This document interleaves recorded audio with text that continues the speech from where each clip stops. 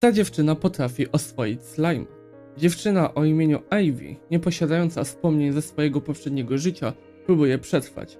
Będąc zdręczona nawet przez swoich rodziców, ucieka z wioski, tułając się w lasach oraz ukrywając w miastach. Pewnego dnia spotyka Sorę, małego slajma, któremu nie pozostało wiele czasu. Ucieszona uratowaniem potworka, postanawia zabrać go ze sobą w dalszą podróż.